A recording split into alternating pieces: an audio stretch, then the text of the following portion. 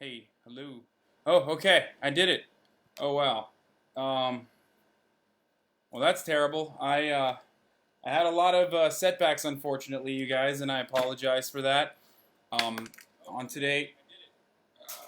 Jesus Christ. Hold on, let me turn this off really quickly. God damn it. Oh my God, I am so technologically disabled. It is not even remotely like it's not even. It's just so difficult, honestly. I mean, it's not. It's not that. Oh man.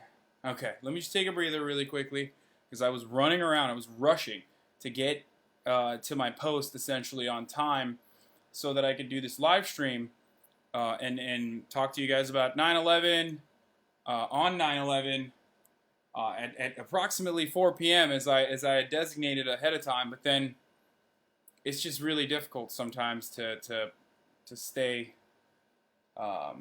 consistent with these sort of streams. In any case, I feel like you guys don't really care anyway. So, I'm here, and that's all that matters. We have a lot to talk about. This is the Twitch pregame. For those of you who do not know, I'm drinking some coffee right now because I absolutely need it.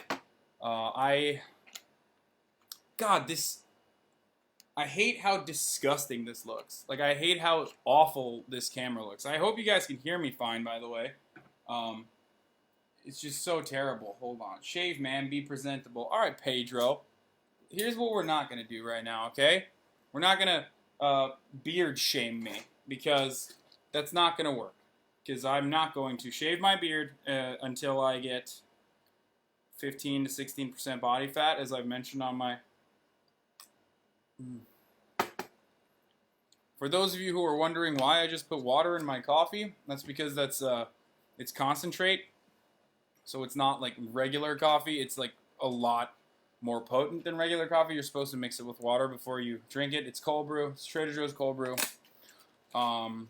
Anyway, let's get started. All right. The beard is just perfect, says Renee. Thank you so much for saying the beard is perfect. God. Why is it so granular? Like, that's what I absolutely can't stand about the freaking MacBook camera that I have.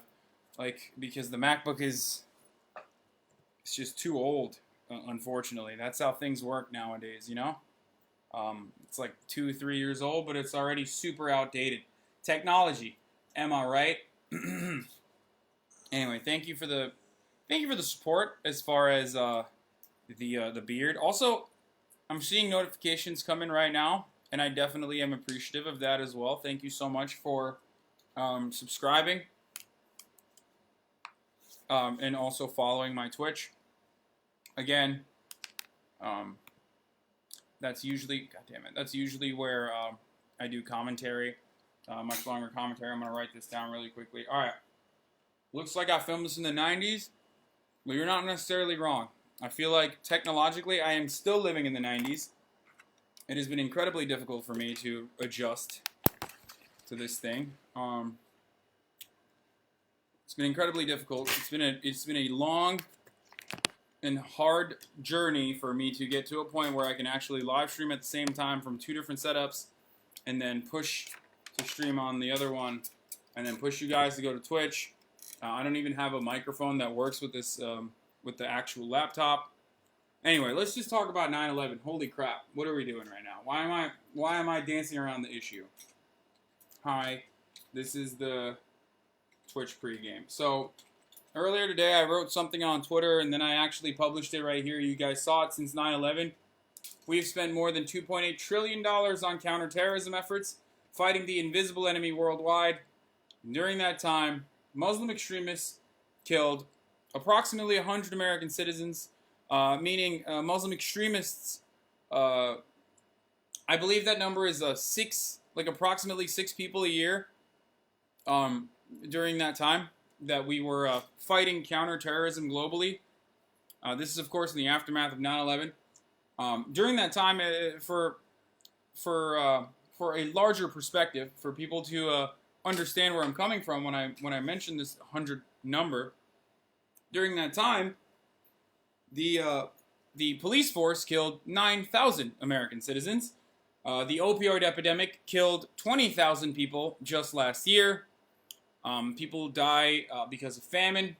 There are, I believe, how much is the number? I think it's like around 16,000 plus gun deaths a year. Like, I mean, America has much larger problems as far as things that cause its citizens to die, and yet we are not trying to prevent any of those problems.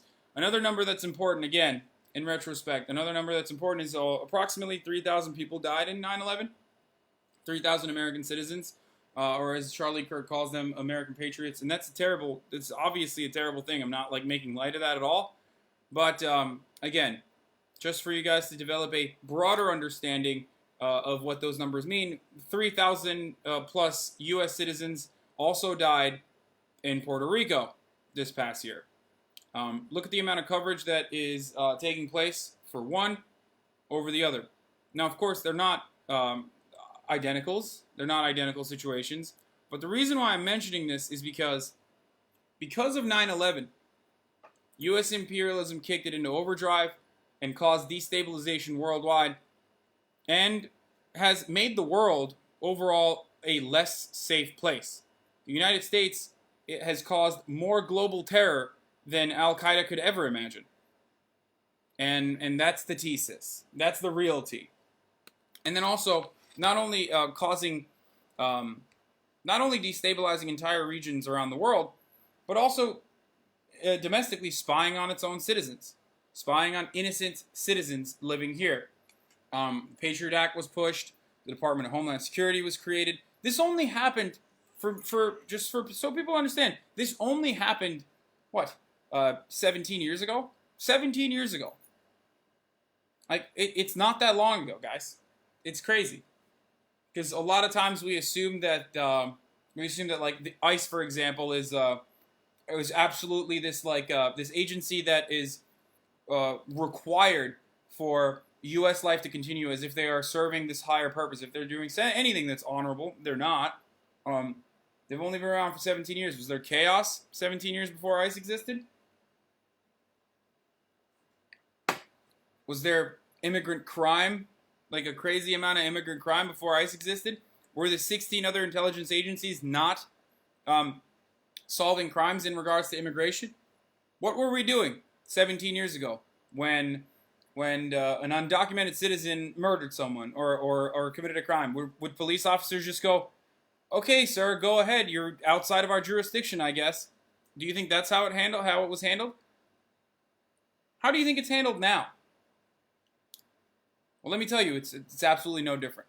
In any case, so again, like I said, we committed an atrocious amount of war crimes. We have caused so much death and destruction worldwide, all in an effort to justify what happened on 9/11, using that horrific act of terror to justify the financial interests of the military-industrial complex. Anyway, this is, again, I need to describe this because on top of everything else, I feel like because it was such a massive event, it broke a lot of people's brains. And what I mean by that is, like, a lot of neo-atheists and a lot of people who were progressive found themselves questioning Islam's role in global politics.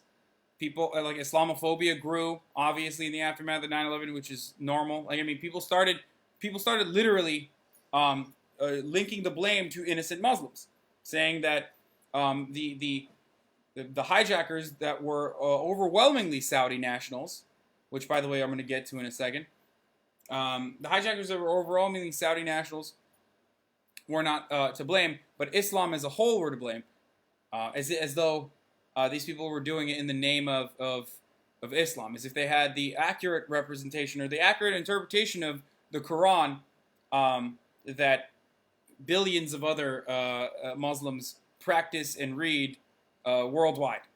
So that's not the case, obviously.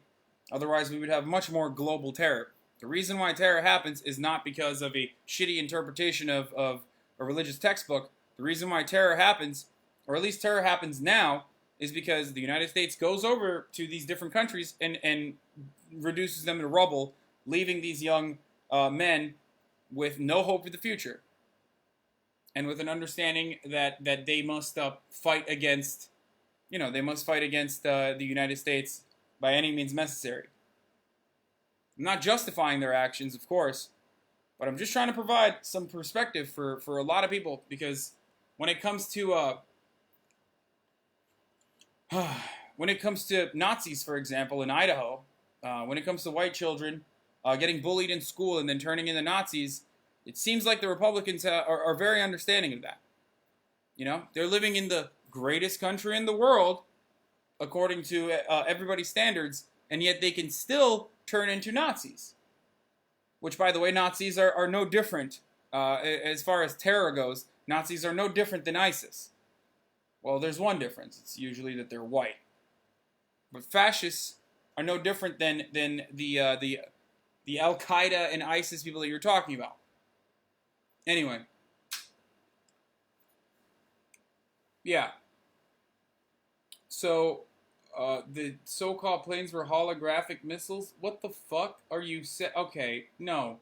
I'm hiding that okay, if anyone's gonna sit here and talk shit about what happened on 9/11 or just like start promoting insane conspiracy theories, you can fuck right off, alright? That's ridiculous. Like, I don't wanna... Oh, god damn it, there are so many people. Oh, no. I didn't even realize that the comments were just crazy people saying crazy shit. Like, it did fucking happen, guys. Newsflash. Anyway.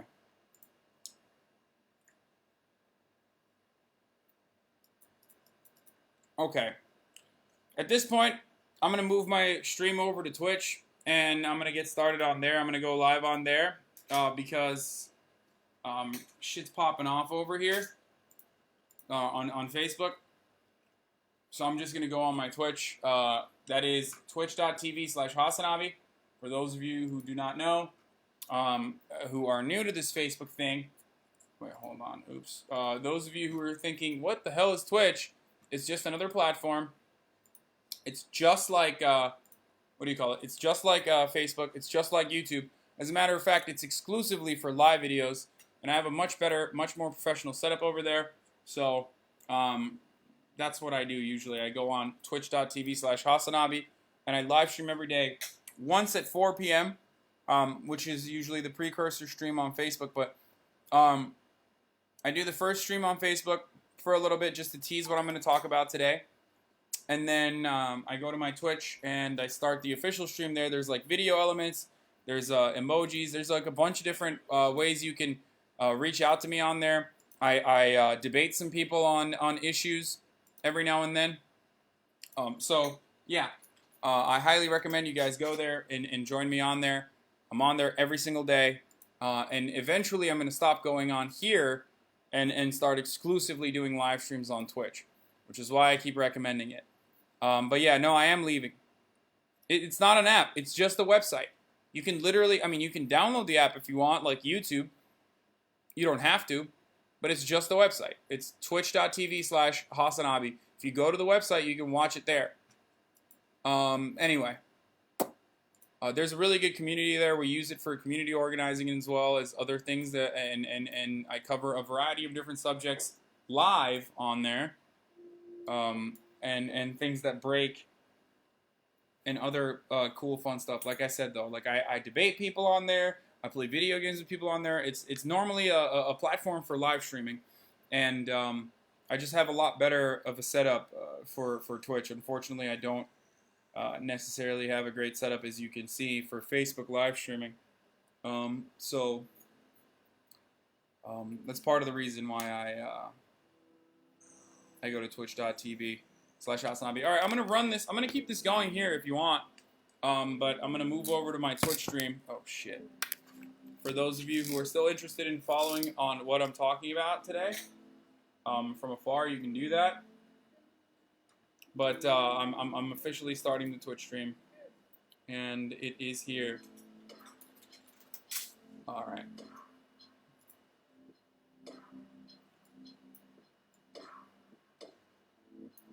What's going on, everybody? Hi. What's going on, everybody? How are we doing? Let me just readjust the audio a little bit. Good afternoon. Good afternoon. It's 9/11. That's what we're going to talk about briefly. I don't know if some of you guys are coming here from Facebook. If you are, then hi, welcome, welcome to the stream. Hold on. Let me just turn this on really quickly as well. People on my Twitch stream are already fairly aware of my stance on a lot of issues, and obviously my stance on 9/11 in general. I'm going to do a quick read of one of my earlier pieces from last year that I wrote on Huffington Post about my thoughts on 9/11. So that's what we're going to get started with, okay? But before I do that, for those of you, like I said, for those of you who are just joining and you're not coming here from Facebook, or you might have missed it, originally this entire conversation started off when I talked about some numbers, some stats, some data. Since 9/11, we've spent more than $2.8 trillion on counterterrorism efforts worldwide.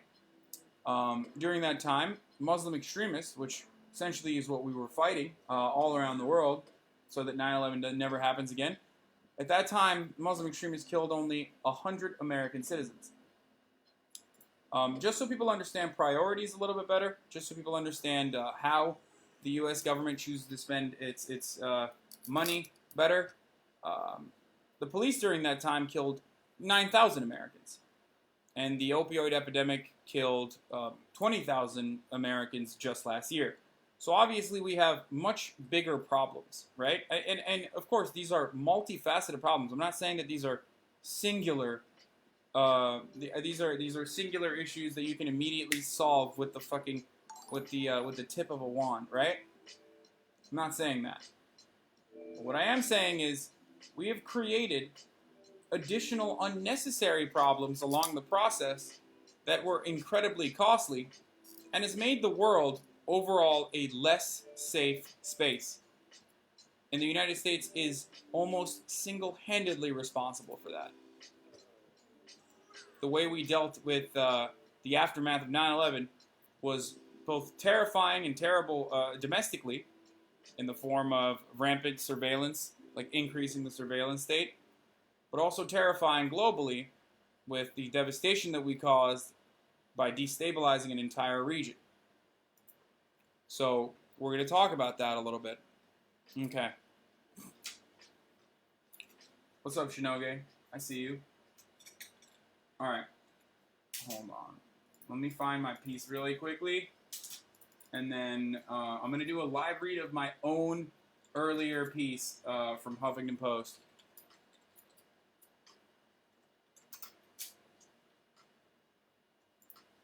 It's titled, "Never Forget, 9/11 was awful. What we did after was worse." Okay, hold on. Let me just readjust the music a little bit because I feel like it's loud. Anyway. Alright. Today we must also remember how our leaders exploited 9/11 for political ends. Now, I'm not going to lie to you guys. This was at the heat of like Donald Trump mania. So, of course, I tied it to Donald Trump a little bit. And that is, of course, to sell the story a little bit better so that people who aren't as interested get interested in it. So the first half of it is going to be about Donald Trump. You guys might have already heard about all of this. Not necessarily saying that this is as fresh of a piece now, a year later, but we're going to do that. So, on this day, September 11th, while we remember one of the U.S.'s greatest tragedies, it's important to note the silver lining. And this is the silver lining I'm referring to, of course, is what Donald Trump said, which is, it's supposed to be sarcastic. The silver lining is close to 3,000 Americans died on 9/11, but on the bright side, at least Trump Tower on 40 Wall Street became the Talus in Manhattan once again, even though it was built after the World Trade Center. He literally said that. Now, of course, they've scrubbed that off the internet now, so I can't find it, unfortunately. It's not there anymore, so this kind of doesn't make as much sense, but Donald Trump literally said that on a phone call where he said, in the aftermath of 9/11, my Trump Tower became the tallest tower in Manhattan. Yeah. Anyway, that's our 45th president. So, by the way, please spare me your I can't believe you're politicizing this catastrophic event bullshit, because Trump is not alone in his distasteful approach. More acceptable figures in both parties have been using 9/11 to accrue political brownie points for 16 years, now going on 17. And this is very important for you guys to understand. This is very important for you guys to recognize. The reason why I mention this is because all of the architects of 9/11 are still out there. These people are not all the architects of 9/11, sorry. All of the architects of the Iraq War are still out there. Okay? They're still, these people are war criminals, and they're still out there. They get fucking paid six-figure salaries. They get paid lobbying fees. They get to go on MSNBC and talk shit about Donald Trump. A lot of them are now never Trump Republicans, actually, as a matter of fact. So they are adored by the hashtag resistance, including the Democrats that also voted for this for these illegal wars. So anyway, so that's part of the reason why I say, please don't fucking get at me about politicizing this thing that happened 17 years ago that every single person has politicized for financial gain for decades. The sole reason why I'm what up, Gulsfer? Thank you for joining. The sole reason why I'm politicizing this this catastrophic event is so that people understand why other people have politicized it and what that has caused in the future. Anyway, but yeah, look, it didn't end there. Donald Trump also used it to garner support surrounding hating Muslims. Thank you, Mr. Optic, for subscribing with Twitch Prime. So yeah. Trump said it did happen. I saw Arabs in New Jersey cheering during 9/11 when the towers were going down. As if Arabs have a fucking... Like, anyone with more than 3 brain cells could figure out at this point that, like, what do you mean? Do Arabs have like this worldwide communication system where we all knew somehow that the fucking towers were going to go down? It's so stupid. No one knew what the fuck was going on at that point. None of you guys knew what the fuck was going on at that point. We all saw planes hit this symbolic tower. We saw so many American citizens die on U.S. soil, and we were all terrified. Okay, that's what really happened. I don't care what everyone thinks. Obviously, like, we all have this new perspective on it after 17 years have passed and 2 fucking illegal wars have been conducted in the aftermath of this. Everyone, of course, has a different perspective of what happened when those 2 towers fell. But the reality is, like, yeah, we saw it. We didn't know what the fuck was going on, but we were shocked. We were confused. We were scared. Okay? I was in Turkey at that point, and I was a little boy, so obviously I had no idea what was going on, and I didn't quite understand it at all. I never would have assumed that this would cause so much pain and so much devastation worldwide. Anyway. Okay. Donald Trump literally said, when the World Trade Center came tumbling down, I watched in Jersey City, New Jersey, where thousands and thousands of people were cheering as that building was coming down. He fucking said that. It's not real. Anyway, but enough about Trump's rude behavior. And even then, this is last year, but even then I knew that I was sick and tired of fucking talking about Trump all the time. Let's talk about the aftermath of 9/11 and how the U.S. exploited this tragedy to, among other things, increase discretionary military spending by 50%, as our spending on social programs designed to benefit average Americans only increased by a comparatively measly 13%. This is adjusted to inflation as well. Like all of the non-military spending that we have done since 9/11 have only increased by 13%, whereas the military's budget has increased by 50%. Just imagine how much money that is. That is incredible. I mean, like I said, we spent $2.8 trillion, guys. Trillion with a T. And we're out here talking about how we can't fund fucking public education, how we can't fund free colleges, how we can't fund Medicare for all. So silly. Anyway. And then I do the classic, like, it's almost like Eisenhower saw the future when he considered the negative consequences of lobbying and the economic interests of the military-industrial complex as the largest threat facing our nation, which, by the way, we're going to be watching this right now. For those of you who haven't seen this, this is a very good video. It's very descriptive. This is President Eisenhower's farewell address. Good evening, my fellow Americans. We now stand 10 years at the midpoint of a century that has witnessed 4 major wars among rich nations.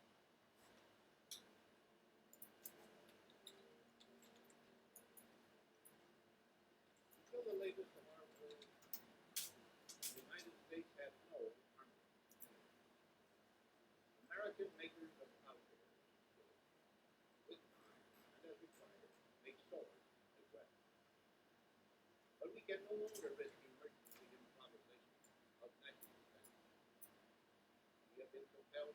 a permanent armament industry of vast proportions.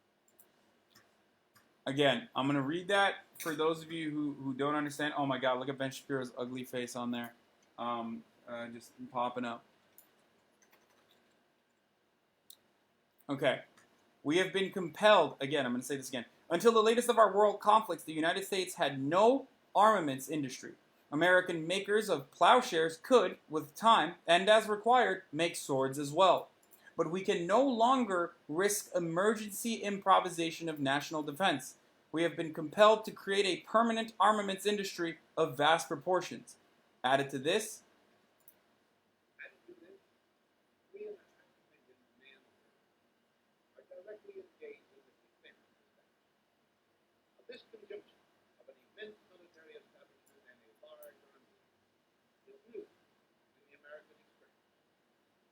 The total influence, economic, political, even spiritual, is felt in every city, every state house, every office